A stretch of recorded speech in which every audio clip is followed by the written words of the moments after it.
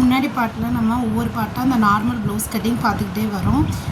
Shoulder join பண்ணியாச்சு, முன்பக்கம் பட்டி, முன்பக்கம் எப்படி அடித்து திருப்புறது, இது எல்லாமே நம்ம கிளியர் எக்ஸ்ப்ளனேஷன்லாம் வரிசையாக ஒரு நார்மல் நேர் கட்டிங் ப்ளவுஸை எப்படி ஸ்டிச் பண்ணலான்னு சொல்லி நான் இப்போ வரிசையாக உங்களுக்கு வீடியோ போட்டுகிட்டே வரேன். அந்த மாதிரி பார்ட்டாக போடுறதுல இன்றைக்கி நம்ம பார்க்க போகிற வீடியோ வந்து கை வந்து எப்படி குடஞ்சி கட் பண்ணி ஜாயின் பண்ணுறது, சைடு ஸ்டிச்சிங்கும், அப்புறம் வந்து கழுத்து ஜாயினிங்கும், இது எல்லாமே இந்த ஒரே வீடியோவில் நம்ம கிளியராக எக்ஸ்பிளைனோட பார்க்கலாம். மறக்காமல் ஃபுல்லாக ஸ்கிப் பண்ணாமல் பாருங்கள். வீடியோ பிடிச்சிருந்துச்சுன்னா உங்களோட லைக்கு கொடுத்துருங்க. ஓகே, சென்டர் பகுதியை எடுத்து வச்சுட்டு எப்படி கரெக்டாக மைல்டாக எப்படி நான் லைன் போடுறேனோ அதே மாதிரி போட்டுக்கோங்க. இந்த மாதிரி சின்னதாக நீங்கள் குடஞ்சி கட் பண்ணும்போது அவங்களோட கை வந்து ரொம்ப இழுத்து பிடிச்சாப்புல இருக்காது. நீங்கள் ரொம்ப நீளமாக உள்ள அகலமாக கட் பண்ணிட்டீங்க அப்படின்னா கை வந்து ரொம்ப இழுத்து பிடிச்சாப்புல ஆயிடும். ஓகேங்களா?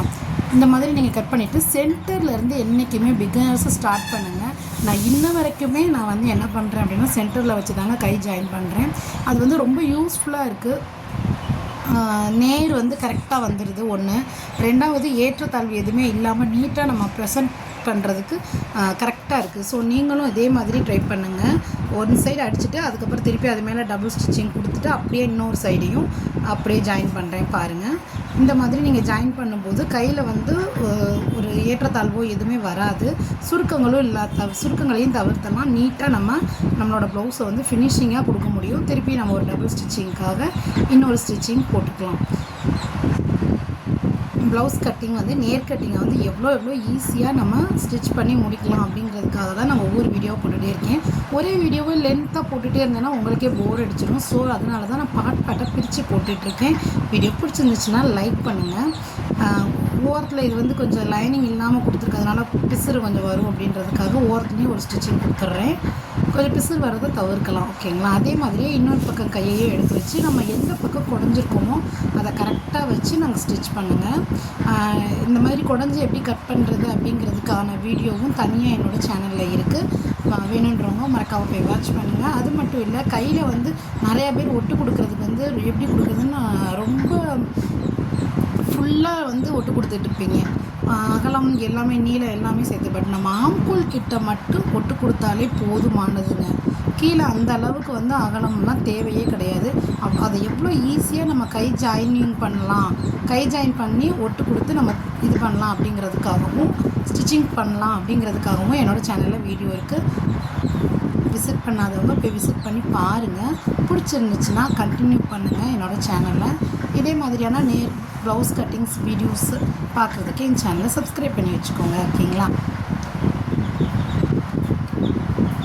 ஒரு சாரீ எடுத்து ஷார்ட்ஸ் போட்டிருந்தேன். நிறையா பேர் அதுக்கு அது வந்து ஒரு சிஸ்டர் பார்த்துட்டு இதை வந்து ஃபுல் வீடியோ போடுங்கன்னு சொல்லியிருந்தீங்க. கண்டிப்பாக போடுறேன் சிஸ்டர். வீடியோ எடுத்து வச்சுருக்கேன்.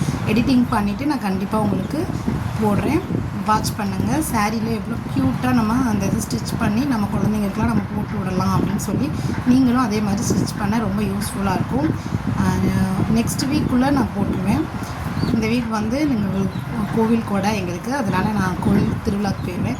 ஸோ நெக்ஸ்ட் வீக் நான் எப்படியாவது எடிட்டிங் பண்ணி நான் உங்களுக்கு போட்டுறேன் சிஸ்டர். கையோட அளவை மார்க் பண்ணியாச்சு. நெக்ஸ்ட்டு பார்த்திங்கன்னா ஆம்கோல் எங்கேருந்து எங்கே வரைக்கும் வருதுன்னு கரெக்டாக இழுத்து பிடிச்சி வச்சு அதையும் ஒரு மார்க் பண்ணிக்கோங்க. ஓகேங்களா? இந்த 2 மார்க்கிங் தான் கொடுப்பேன். கீழே உள்ளது வந்து மார்க் பண்ண மாட்டேன்.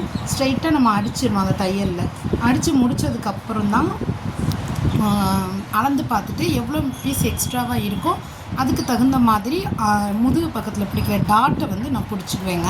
அதுன்றப்ப ரொம்ப ஈஸியாக இருக்கும். அதை விட்டு நம்ம அளந்துக்கிட்டு இருந்தோம்னு வச்சுக்கோங்களேன், சமமாகவே வராது. ஒரு சில ப்ளவுஸ் சில பேருக்கு என்ன ஆகும்னா ஆம்கோல் கிட்ட வந்து ரொம்ப ப்ராடாக இருப்பாங்க, பட் கீழே பார்ட் வந்து ரொம்ப கம்மியாக இருக்கும். அப்போ ரொம்ப சைடாக நம்ம தைக்கிற மாதிரி இருக்கும். அந்த மாதிரி இதெல்லாம் தவிர்க்கலாம். இந்த மாதிரி நீங்கள் ட்ரை பண்ணி பாருங்கள். இதுவும் கரெக்டாக அமையும். கரெக்டாக 2 கையும் ஜாயின் பண்ணுற இடத்துல ஒன்று போல் இருக்கான்னு பார்த்து மேலே பார்க்க தூக்கி வச்சுட்டு ஒரே மாதிரி வச்சுட்டு ஸ்டிச் பண்ணுங்கள்.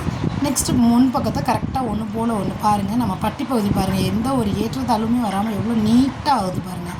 இந்த மாதிரி நீங்கள் கண்டிப்பாக பட்டியை ஜாயின் பண்ணி பாருங்கள். இதுக்கு முந்தின வீடியோ பட்டி எப்படி கிளியராக ஜாயின் பண்ணலாங்கிற வீடியோவை நான் போட்டிருக்கேன். மறக்காமல் போய் விசிட் பண்ணுங்கள். பிடிச்சிருந்துச்சுன்னா சப்போர்ட் பண்ணுங்கள்.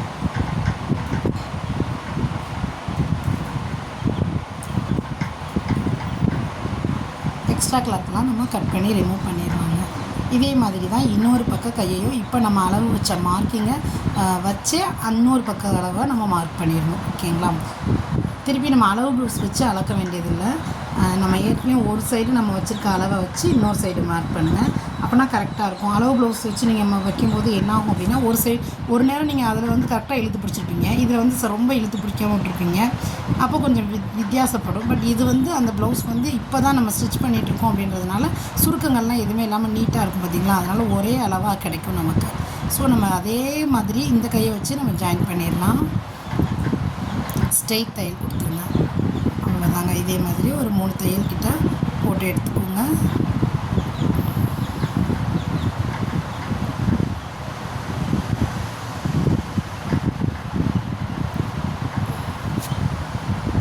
வீடியோ பார்த்து யாரெல்லாம் மேக்ஸிமம் இந்த மாதிரி தச்சு ஸ்டிச் பண்ணி கொடுத்துருக்கீங்க அப்படின்றதே எனக்கு மறக்காமல் கமெண்ட் பண்ணுங்கள். நேர் கட்டிங் ப்ளவுஸு நான் போட்ட மாதிரியான மெத்தடில் எனக்கு தெரிஞ்ச முறையில் தாங்க நான் சொல்லி கொடுத்துட்ருக்கேன். சில நுணுக்கங்களோடு. ஓகேங்களா? எனக்கு எந்த அளவுக்கு எதை வச்சு எப்படி தெரியுமோ அதை வச்சு தான் நான் உங்களுக்கு சொல்லி கொடுத்துட்ருக்கேன். ரொம்ப ஈஸியாக நம்ம கட் பண்ணுறதுக்கு. ஓகேங்களா?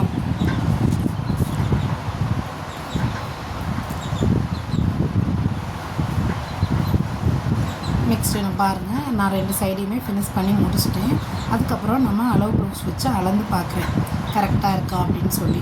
எவ்வளோ கிளாத் எக்ஸ்ட்ராவாக இருக்கோ அந்த கிளாத்தை நம்ம என்ன பண்ணிடலாம் அப்படின்னா, முதுகு பக்கம் டாட் பிடிப்போம் இல்லையா, அந்த டாட்டில் கரெக்டாக நம்ம பிடிச்சிட்டோம் அப்படின்னா சரியாக வந்துடும். இல்லை ரொம்ப எக்ஸ்ட்ராவாக இருக்குன்னா சைடில் ஒரு ஸ்டிச்சிங் போட்டு எடுத்துருங்க. அவ்வளோதாங்க, சிம்பிள்.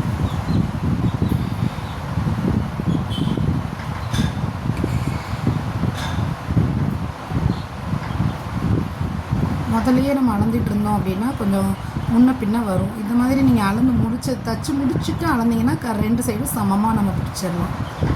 அப்புறம் அதே மாதிரி முதுகு பக்கம் டாட்டையும் சென்டரில் கரெக்டாக எடுத்து வச்சு அந்த இதையும் அளந்து ஒன்று போல் மடித்து விட்டு ஸ்டிச் பண்ணுங்கள். பாருங்கள் எவ்வளோ அழகாக இருக்குன்னு. வீடியோ ரொம்ப ஃபாஸ்ட்டாக இருக்கிற மாதிரி தெரிஞ்சிச்சுன்னா இந்த மாதிரியான கட்டிங் வீடியோ, ஸ்டிச்சிங் வீடியோவை என்னோடய சேனலில் நிறைய வீடியோஸ் போட்டிருக்கேன். மறக்காமல் போய் வாட்ச் பண்ணுங்கள். 2 ஒரே அளவாயிடுச்சு. ஸோ நம்ம என்ன பண்ணிடலாம், அடுத்து நெக்ஸ்ட்டு கழுத்து பகுதியை ஸ்டிச் பண்ணிடலாம். ரவுண்ட் நெக்குக்கு வந்து நம்ம கிராஸ் பீஸ் எடுக்கணுங்க. பட் நம்ம இப்போ வந்து ரவுண்ட் நெக் கொடுக்க போகிறது இல்லை. அவங்க கொடுத்துருக்கிறது வந்து பி நெக் மாதிரி, ஸ்ட்ரெயிட் கட்டு பி அந்த மாதிரி தான் கொடுத்துருக்கோம் நம்ம பேக்கு.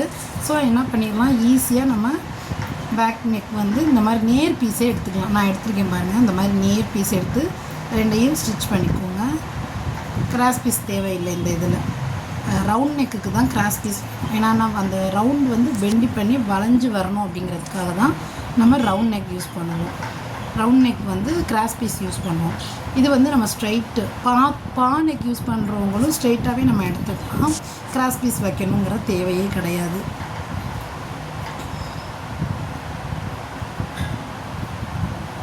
இந்த மாதிரி லென்த்தான துணியாக நம்ம கட் பண்ணி ஸ்டிச் பண்ணி வச்சுக்கலாம். பாவு நெக், ரவுண்ட் நெக்குக்கு மட்டும்தான் நம்ம கிராஸ் நெக் எடுத்து நல்லாயிருக்கும். மற்ற எதுக்குமே மற்ற நேர் மாதிரியான வர்ற வளைவுகள் வர்ற மாதிரியான நெக் கொடுத்தீங்க அப்படின்னா கண்டிப்பாக கிராஸில் எடுங்க. அது வந்து அழகாக ஃபினிஷிங் நல்லாயிருக்கும். ஓகே, சைடில் பிசுறு இருக்காமல் இருக்கிறதுக்கு சைடில் கொஞ்சம் மடித்து ஒரு தையல் கொடுத்துக்கிறேன். கழுத்து பகுதி வச்சு தைக்கும்போது இன்னொரு பக்கம் பிசுறு வெளியே வரக்கூடாது இல்லையா, அதுக்காக 1 சைடு மட்டும் இந்த மாதிரி 1/4 இன்ச்சுக்கு ஒரு தையல் கொடுத்து நம்ம எடுத்துக்கலாம்.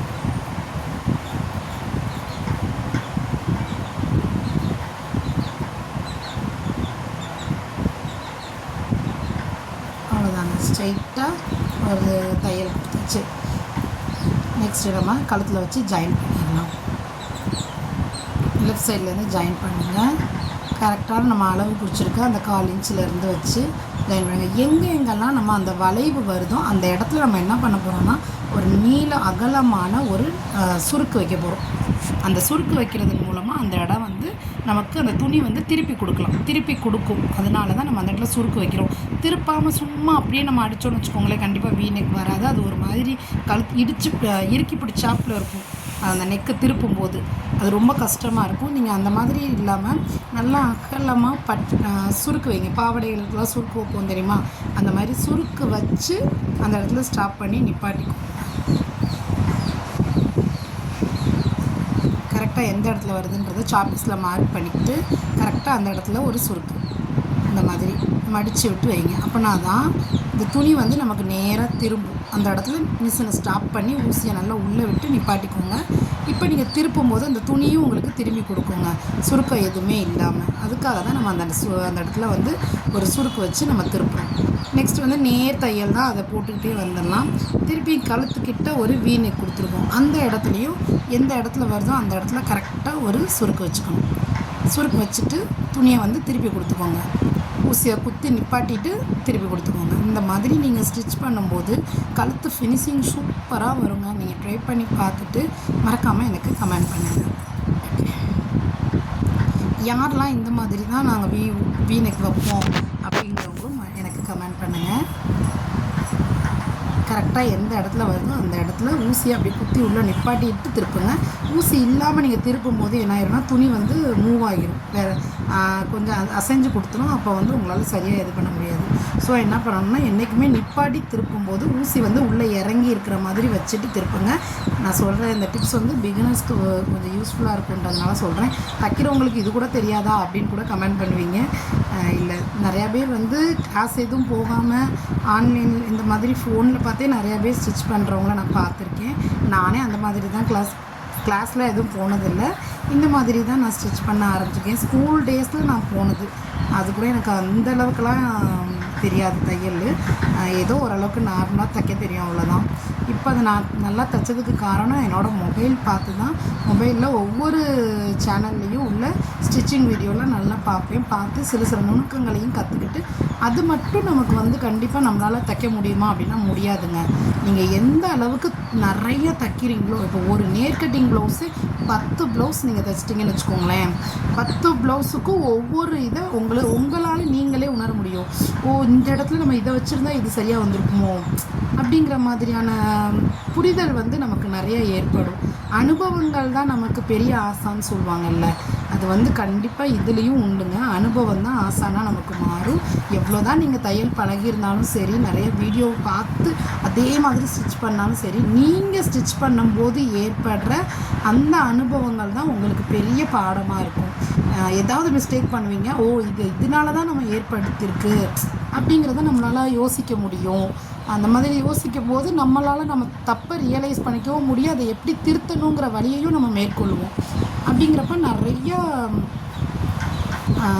நிறைய என்ன சொல்கிறேன், நிறையா விதமான ப்ளவுஸ் தைக்கும்போது உங்களால் ஈஸியாக இப்போ ஒரு சிலவங்களுக்கு கழுத்து என்னடா இது அதிகமாக இருக்க மாதிரி இருக்கே அப்படின்னு சொல்லி உங்களுக்கே தோணும். நம்ம அளவுகளை மார்க் பண்ணி குறித்து ஒரு 10 ப்ளவுஸ்க்கு குறிச்சிருப்பீங்க. அப்போ இவங்க கொஞ்சம் வெயிட்டாக இருக்காங்க, இவங்களோட அளவு ப்ளவுஸில் வந்து ஆம்கோல் வந்து நமக்கு உடையாமல் இருந்தால் தான் இவங்களுக்கு கரெக்டாக இருக்கும். அந்த மாதிரிலாம் எப்படின்னா நம்ம அனுபவங்கள் ஒரு 10 சட்டை தைக்கும்போது ஒரே ஒல்லியாக இருக்கிறவங்களுக்கே நீங்கள் 10 சட்டை தைச்சிங்கன்னா அது கிடையாது. ஒரு நார்மலாக வெயிட்டாக இருக்கிறவங்க, கொஞ்சம் வெயிட் கம்மியாக இருக்கிறவங்க, ஒல்லியாக இருக்கிறவங்க, இந்த மாதிரி நீங்கள் வாங்கி தைக்கும்போது அந்த ஒல்லியாக இருக்கிறவங்களுக்கும் இந்த குண்டாக இருக்கிறவங்களுக்கும் நம்ம அந்த ப்ளவுஸில் வந்து என்ன டிஃப்ரெண்ட் இருக்குது அப்படிங்கிறத நீங்கள் பார்க்க ஆரம்பிப்பீங்க. கொஞ்சம் அளந்து பார்க்கும்போது உங்களுக்கே அது தெரிய ஆரம்பிக்கும். ஸோ இந்த மாதிரி நீங்கள் வாங்கி தைச்சி கொடுக்க ஆரம்பிங்க. நம்மளால் சரியாக தைக்க முடியுமா அப்படின்னு பயந்துக்கிட்டு தைக்காமல் இருக்காதீங்க. நானுமே தைக்க ஆரம்பித்து வெளியே வைக்க ஆரம்பித்ததுக்கப்புறம் தான் நிறைய நுணுக்கங்கள்லாம் எனக்கு தெரிஞ்சிச்சு. அதை வந்து மற்றவங்களுக்கு நம்மளும் ஷேர் பண்ணுவோமே அப்படின்னு சொல்லி தான் நான் என்னோடய வீடியோவில் ஷேர் பண்ணிகிட்ருக்கேன். நீங்களும் அதே மாதிரி பயப்படாதீங்க, தைரியமாக வாங்கி ஃபினிஷ் பண்ணி கொடுங்க ப்ளவுஸை. ஒவ்வொருத்தவங்களும் ஒவ்வொரு குறைகள் சொல்லுவாங்க. பட் நம்ம அந்த குறையாக எடுக்காமல் நமக்கு அது ஒரு அட்வான்டேஜ், அதுலேருந்து நம்ம ஒன்று கற்றுக்குறோம், அவ்வளோதாங்க. அதை மட்டும் மைண்டில் வச்சுக்கிட்டு ஸ்டார்ட் பண்ணுங்கள், வெளியே வாங்கி கொடுக்க ஆரம்பிங்க. நான் பிகினர் சிஸ்டர், எனக்கு பயமாக இருக்குது அப்படின்னு கண்டிப்பாக சொல்ல வேண்டாம். தைரியமாக ஸ்டார்ட் பண்ணுங்கள், கண்டிப்பாக எல்லாராலையும் முடியும். ஓகேங்களா? பாருங்கள் கழுத்து நெக்கு எவ்வளோ அழகாக நம்ம திருப்பிட்டோம் அப்படின்னு. இப்போ பாருங்கள் ஃபினிஷிங் எப்படி இருக்குன்றதை பார்க்கலாம். திருப்பியும் மைல்டாக ஒரு ஸ்டிச்சிங் கொடுத்துருக்கோம். டபுள் ஸ்டிச்சிங் கொடுத்தா கொஞ்சம் நீட்டாக இருக்கும் பார்க்க. இந்த திருப்புற இடத்துலலாம் நல்லா நிப்பாட்டி திருப்புங்க. அப்படின்னா தான் வந்து கழுத்து ஷேப் மாறாமல் நீட்டாக வரும் உங்களுக்கு. உண்மைதானா? நான் சொன்னது உங்களுக்கு உண்மை அப்படின்னு நினச்சிங்கன்னா மறக்காமல் எனக்கு கமெண்ட் பண்ணுங்கள்.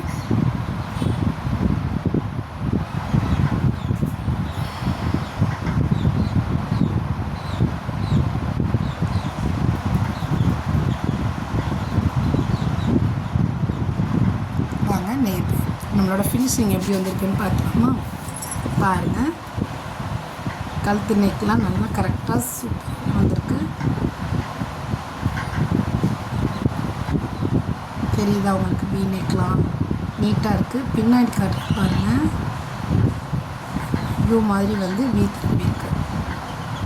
அது வந்து நம்ம போட்டு காட்டினா அது வந்து ஃபினிஷிங்காக இருக்கும். நான் அந்த சிஸ்டர்கிட்ட போட்டு எனக்கு ஒரு ஃபோட்டோ கொடுங்கன்னு கூட கேட்டே, பட் அவங்க வந்து யோசிக்கிறாங்க. யாராக இருந்தாலுமே யோசிக்க தானே செய்வாங்க. சரி, ஓகே. எனிவே பிடிச்சிருந்துச்சுன்னா சப்ஸ்கிரைப் பண்ணுங்கள்.